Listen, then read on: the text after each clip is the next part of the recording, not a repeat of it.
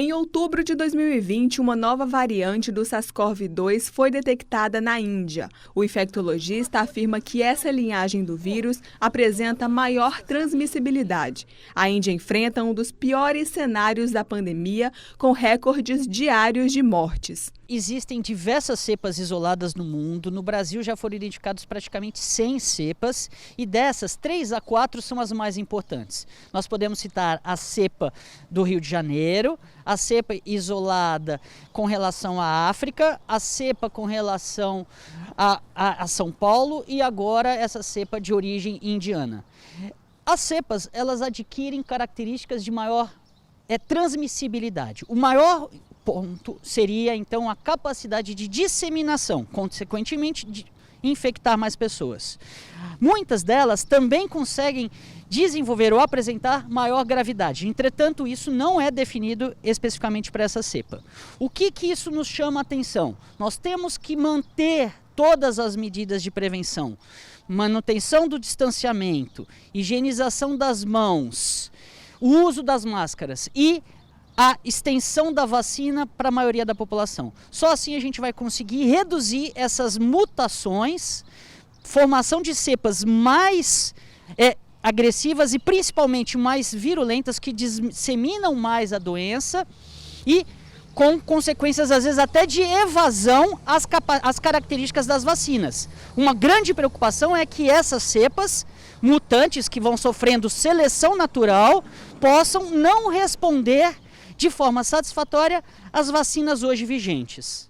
Essa nova variante agora chegou ao Brasil. O primeiro caso confirmado foi um tripulante indiano de um navio que chegou ao litoral maranhense. Segundo o secretário de Saúde do estado, 15 pessoas testaram positivo para a Covid e com o estudo genômico, 6 apresentaram resultados positivos para a nova mutação. Um dos infectados está internado em estado grave em uma UTI. As pessoas que chegaram na embarcação estão em quarentena. Casos confirmados no Brasil desta nova linhagem do coronavírus acendem um alerta principalmente para os estados que fazem divisa com o Maranhão, como é o caso do Tocantins. O Ceará também monitora um caso suspeito. É hora de continuar se preservando, continuar usando máscara, continuar não aglomerando. Uma hora isso vai passar, mas só vai passar quando tiver uma imunidade maior.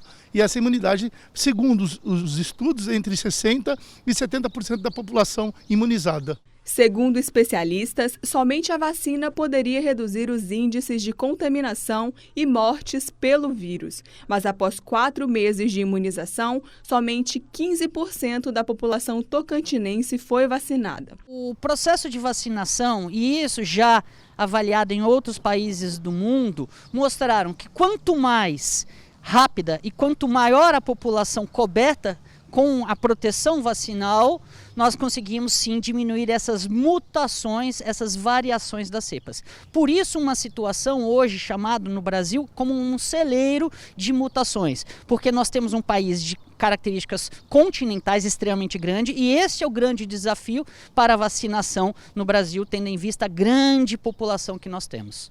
O Tocantins registra atualmente 173.109 casos confirmados de Covid e 2.776 óbitos. Apesar de uma redução sensível nos números de ocupação de leitos nas últimas semanas, o estado voltou a registrar crescimento no número de casos. E mesmo em um cenário preocupante, algumas pessoas se arriscam não respeitando as recomendações da OMS.